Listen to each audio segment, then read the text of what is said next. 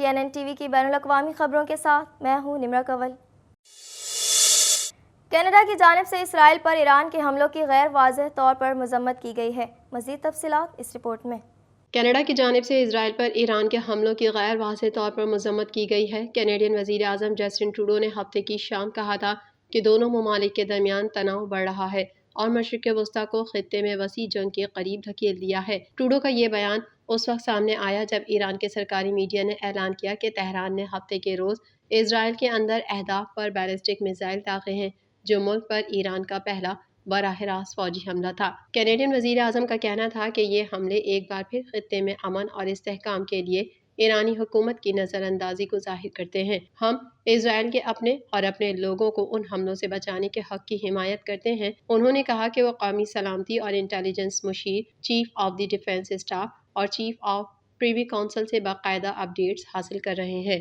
اسرائیل اور ایران کے درمیان تنازع اس وقت شدت اختیار کر گیا جب اسرائیل پر الزام عائد کیا گیا کہ شام میں ایران کا قونصل خانہ تباہ اور 2 ایرانی جنرل ہلاک ہو گئے۔ تہران نے بدلہ لینے کا اعلان کر دیا۔ کینیڈین وزیر خارجہ میلانی جولی نے جمعے کو کہا کہ کینیڈینوں کو زیادہ خطرے کی روشنی میں اسرائیل کے تمام سفر سے گریز کرنا چاہیے۔ انہوں نے کہا کہ جو کینیڈین اسرائیل میں رہتے ہیں وہ تجارتی طریقوں سے نکل جائیں۔ کینیڈا میں اسرائیل کے سفیر نے حمایت کے الفاظ پر ٹروڈو اور جولی کا شکریہ ادا کیا۔ کینیڈا کے ماہرین اقتصادیات کا کہنا ہے کہ وہ توقع کر رہے ہیں کہ وفاقی حکومت منگل کے بجٹ میں ٹیکسوں میں اضافہ کرے گی۔ مزید احوال اس رپورٹ میں۔ کینیڈا کے ماہرین اقتصادیات کا کہنا ہے کہ وہ توقع کر رہے ہیں کہ وفاقی حکومت منگل کے بجٹ میں ٹیکسوں میں اضافہ کرے گی تاکہ اربوں ڈالر کے نئے اخراجات کو پورا کرنے میں مدد ملے، جو پہلے سے بجٹ سے پہلے کے اعلانات میں وعدے کیے گئے تھے، جو مارچ کے آخر سے تقریباً روزانہ اتر رہے ہیں۔ ان اعلانات میں کئی سالوں میں وعدوں میں 38 بلین ڈالر سے زیادہ کا اضافہ ہوتا ہے، کیونکہ ان وعدوں میں سے 17 بلین ڈالر قرض پر مبنی پروگراموں میں شامل ہیں۔ تقریباً 21 بلین ڈالر براہ راست حکومت کی نچلی لائن کو مار سکتے ہیں، اور اس اعداد و شمار میں دیگر نئے بجٹ اقدامات شامل نہیں ہیں جن کا ابھی تک اعلان نہیں کیا گیا ہے۔ کینیڈین وزیر خزانہ کرسٹیا فری لینڈ نے کہا کہ اس سال کے بجٹ میں خسارہ نہیں بڑھے گا۔ کینیڈا کی معیشت اب تک کساد بازاری سے بچ چکی ہے، لیکن ترقی اب بھی سست ہے۔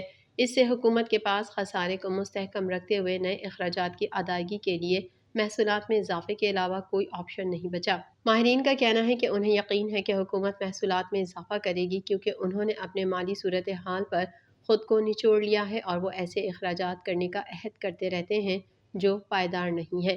ماہرین کا کہنا ہے کہ حکومت وعدہ شدہ رقم کو مستقبل میں مزید آگے بڑھا کر پچھلے اخراجات کے وعدوں کو دوبارہ پروفائل بھی دے سکتی ہے، لیکن یہ خسارے کو قابو میں رکھنے کے لیے کافی نہ ہوگا، اور جب حقیقت میں کام کرنے کی بات آتی ہے تو لبرلز کی داغدار ساکھ کو خراب کرے گا۔ حکومتی ذرائع کا کہنا ہے کہ لبرلز بینک آف کینیڈا کے مہنگائی کو قابو میں رکھنے کے کام کو مزید مشکل نہ بنانے کے خواہاں ہیں۔ وہ یہ بھی کہتے ہیں کہ وہ جانتے ہیں کہ ان کے پاس اپنی گھٹتی ہوئی سیاسی قسمت بدلنے کے امکانات بہت کم ہیں جب تک کہ شرح سود جلد از جلد کم نہ ہو جائے۔ کینیڈا اور بھارت کے درمیان سفارتی تناؤ میں مزید اضافہ ہو گیا۔ کینیڈا کی جانب سے بھارت میں سفارتی مشن سے متعدد بھارتی ملازمین کو فارغ کر دیا گیا۔ مزید جانیں گے اس رپورٹ میں۔ کینیڈا اور بھارت کے درمیان سفارتی تناؤ میں مزید اضافہ ہو گیا۔ کینیڈا کی جانب سے بھارت میں سفارتی مشن سے متعلق بھارتی ملازمین کو فارغ کر دیا گیا۔ غیر ملکی میڈیا رپورٹس کے مطابق کینیڈا اور بھارت کے درمیان سفارتی تناؤ میں مزید اضافہ ہو گیا۔ کینیڈا نے بھارت میں ڈپلومیٹک مشن سے درجنوں بھارتی عملے کو فارغ کرتے ہوئے موقف اپنایا کہ عملے کی کمی کے سبب ڈپلومیٹک مشنز کو منظم کرنا مشکل ہے۔ واضح رہے کہ کینیڈا اور بھارت کے درمیان کشیدگی کا آغاز گزشتہ برس کینیڈا میں سکھ رہنما ہردیپ سنگھ نجر کے قتل کے بعد ہوا تھا۔ کینیڈین وزیر اعظم نے ہردیپ سنگھ نجر کے قتل کا الزام بھارتی حکومت پر عائد کیا۔ ہردیپ سنگھ نجر کو 18 جون 2023 کو برٹش کولمبیا میں گردوارے کے دروازے پر قتل کیا گیا تھا۔ گزشتہ برس بھارت نے 41 کینیڈین سفارتی حکام کو ملک چھوڑنے کا کہا۔ بھارتی اقدام کے بعد کینیڈا نے ڈپلومیٹک مشنز میں ان پرسن آپریشن بند کر دیا تھا۔ کینیڈین براڈ کاسٹنگ کارپوریشن کی 5th اسٹیٹ نامی تحقیقاتی دستاویزی فلم نشر کی گئی، جس میں بھارتی وزیر اعظم سے متعلق خطرناک انکشافات کیے گئے ہیں۔ دستاویزی فلم میں خالصان تحریک کے رہنما ہردیپ سنگھ نجر اور گرپتون سنگھ پنو کے قتل کی ہدایت کا الزام مودی پر لگایا گیا۔ اسرائیل پر ایران کے حملے کے بعد اقوام متحدہ کی سلامتی کونسل کا ہنگامی اجلاس ہوا، جو کچھ دیر بعد ہی بغیر کسی اہم نتیجے کے ملتوی کر دیا گیا۔ مزید تفصیلات اس رپورٹ میں۔ اسرائیل پر ایران کے حملے کے بعد اقوام متحدہ کی سلامتی کونسل کا ہنگامی اجلاس ہوا، جو کچھ دیر بعد ہی بغیر کسی اہم نتیجے کے ملتوی کر دیا گیا۔ میڈیا رپورٹس کے مطابق سلامتی کونسل کا ہنگامی اجلاس اسرائیل درخواست پر طلب کیا گیا۔ اسرائیل نے مطالبہ کیا کہ سلامتی کونسل اسرائیل پر ایرانی حملے کی مذمت کرے اور ایران کے پاسدارانہ انقلاب کو دہشت گرد تنظیم قرار دینے کے لیے اقدامات اٹھائے۔ اسرائیل کی درخواست پر طلب کیا گیا سلامتی کونسل کا خصوصی اجلاس رسمی کارروائی کے بعد ملتوی کر دیا گیا۔ سلامتی کونسل میں اسرائیل ایران تنازع پر مزید بحث بعد میں کی جائے گی۔ سلامتی کونسل کے اجلاس سے خطاب کرتے ہوئے اقوام متحدہ کے سیکریٹری جنرل اینٹونیو گوتریس نے کہا کہ کسی بھی ریاست کی علاقائی سالمیت کے خلاف طاقت کا استعمال منع ہے۔ مشرق وسطیٰ تباہی کے دہانے پر ہے، خطے کو تباہ کن جنگ کے خطرے کا سامنا ہے۔ سیکریٹری جنرل اقوام متحدہ اینٹونیو گوتریس نے مزید کہا کہ وقت آ گیا کہ کشیدگی کم اور زیادہ سے زیادہ تحمل کا مظاہرہ کیا جائے۔ غزہ میں جنگ بندی، یرغمالیوں کی غیر مشروط رہائی اور امداد کی فراہمی سب کی مشترکہ ذمہ داری ہے۔ فرانس کے مندوب نے بھی ایران اور اس کے اتحادیوں سے خطے میں عدم استحکام پیدا کرنے سے گریز کرنے کی اپیل کی۔